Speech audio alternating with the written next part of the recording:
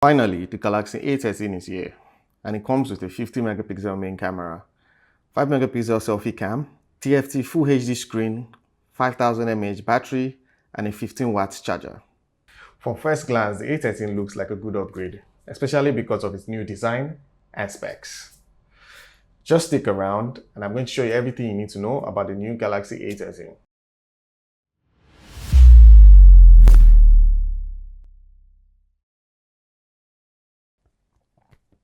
The Galaxy A13 is an entry device. As you expect, its features aren't as competitive as most phones, but at the end of the day, devices like this have their own audience. Some people just want the basics and don't want to spend a lot of money on their phone. Now let's take a look at the packaging. The box houses a Type-C cable, a 15 watts charger, the device, and a user manual.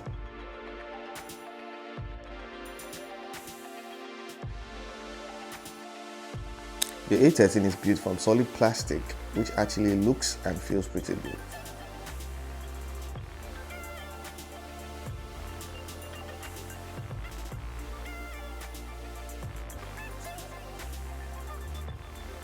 The device comes with a 6.5-inch TFT display. Most of Samsung's low-end phones come with big screens but 1080p display. It's nice to have a large screen, but this combination means that the pixel density is pretty low. As far as TFT screen goes, colors are sort of accurate though. The Galaxy A13 has a single speaker and is at the bottom. This device also has a 3.5mm jack for listening to music or watching movies. Waking up and unlocking the A13 is done with a side-mounted fingerprint reader, which doubles as the power button, same as the A23. On the left, storage is expandable through the SIM and microSD slots on top the 30, 64, and 120 gig built-in memory. While I have your attention, please don't forget to like, subscribe. Please help this channel grow. The A13 comes with Android 12 One UI 4.1. And for the processor, it comes with Exynos 850 chipset. This is the same chipset that the Galaxy A21s has.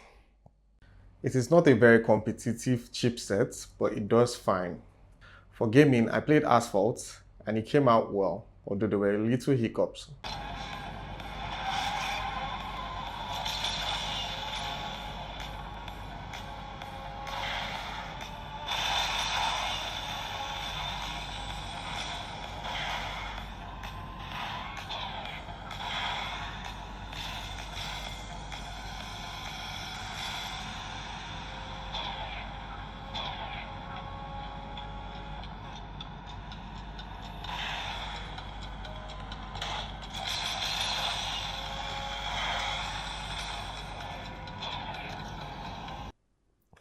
One area in which this device is quite competitive is the battery life. The A13 has a sizable 5000 mAh battery. The device can go for a day or two without charge. Once the battery does get low, it takes a little while to charge back up because of its 15 watts charger. For the camera, the A13 has a triple rear camera setup, which is 50 megapixel, 1.5 megapixel, and 2 megapixel. For the selfie cam, it has a 5 megapixel front-facing camera. I'll share some pictures I took while using this phone.